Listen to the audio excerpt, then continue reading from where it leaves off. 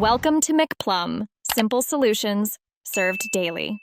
In this video, I will explain how to adjust headlights correctly. First, park your vehicle on a level surface, about 25 feet from a wall.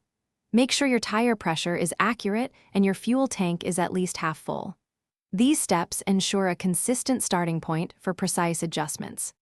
Now, let's mark the wall.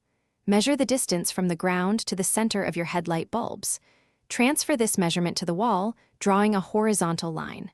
Then, mark vertical lines directly in front of each headlight.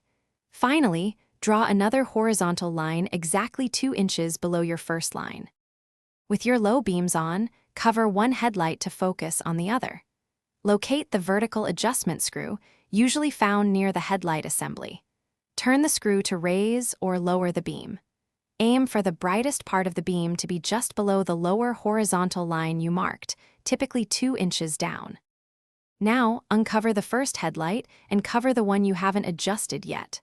Find the horizontal adjustment screw for this headlight. Turn it to move the beam left or right. The goal is to center the brightest part of the beam directly on its respective vertical line. Repeat for the other headlight, and you're all set. Thanks for watching. Stay juicy and subscribe.